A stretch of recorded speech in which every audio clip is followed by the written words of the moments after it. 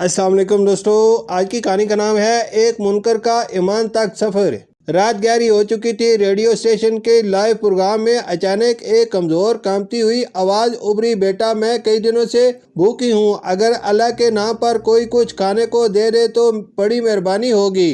یہ الفاظ سن کر کئی دل پسیج گئے، مگر ایک شخص کے ہونٹوں پر طنزیہ مسکراہٹ آ گئی۔ وہ ایک امیر تعلیم یافتہ مگر خدا کا منکر انسان تھا۔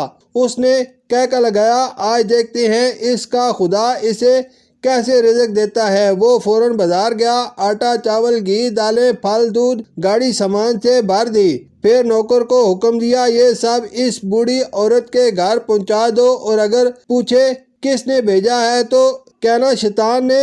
نوکر حیران ہوا مگر خاموشی سے چل پڑا۔ تنگ اور سنسان گلی کے آخری کچے گھر کا دروازہ کھٹکھٹایا گیا۔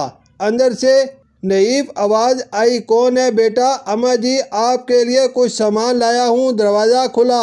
سامنے ایک کمزور مگر نور سے بھرپور چہرہ تھا۔ جب سامان اندر رکھا گیا تو اس کی آنکھیں نم ہو گئیں۔ اس نے فوراً آسمان کی طرف ہاتھ اٹھائے، یا اللہ تیرا لاکھ لاکھ شکر ہے۔ پھر اس نے مسکرا کر پوچھا، یہ سب کس نے بھیجا ہے؟ نوکر ہچکچایا، آخر آہستہ سے بولا، اماں جی، شیطان نے بھیجا ہے۔ چند لمحوں کے لیے خاموشی چھا گئی، پھر بوڑھی عورت کے لبوں پر عجیب سا سکون بھرا تبسم آیا۔ وہ بولی، الحمدللہ، جب میرا رب حکم دیتا ہے تو شیطان کو بھی خدمت کرنی پڑتی ہے۔ یہ جملہ نوکر کے دل میں تیر کی طرح اتر گیا۔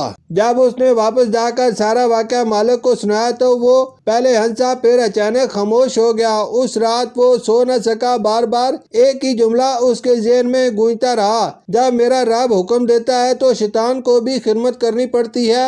اس کے غرور میں پہلی بار دراڑ پڑی۔ اگلے دن وہ سادہ لباس میں اس بوڑھی عورت کے گھر پہنچا۔ دروازہ کھلا تو اس نے نظریں جھکا کر کہا، اماں جی، میں وہی شخص ہوں، میں نے مذاق اڑانے کے لیے سامان بھیجا تھا اور نوکر سے کہا تھا کہ شیطان کا نام لے۔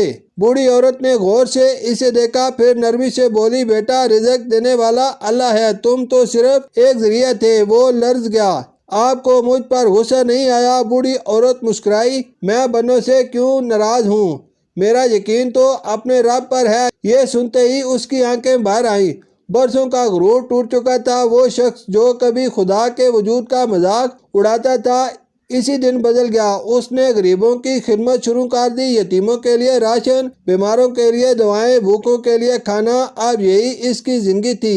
چند ماہ بعد جب وہ دوبارہ اس بوڑھی عورت سے ملنے گیا تو وہ شدید بیمار تھی، مگر چہرے پر عجیب سا سکون تھا۔ وہ دھیمی آواز میں بولا، اماں جی، آپ اتنی تکلیف میں بھی مطمئن کیوں ہیں؟ بوڑھی عورت نے کمزور مسکراہٹ کے ساتھ کہا، اس لیے کہ اللہ نے میرے خالی برتن کے ساتھ ایک خالی دل بھی بھر دیا ہے۔ چند دن بعد وہ دنیا سے رخصت ہو گئی، مگر اس کے الفاظ زندہ رہے، اور وہ شخص اکثر لوگوں سے کہا کرتا تھا، میں نے اپنی آنکھوں سے دیکھا ہے، اللہ جب کسی کی مدد کا فیصلہ کرتا ہے تو شیطان کو بھی خدمتگار بنا دیتا ہے۔ شکریہ۔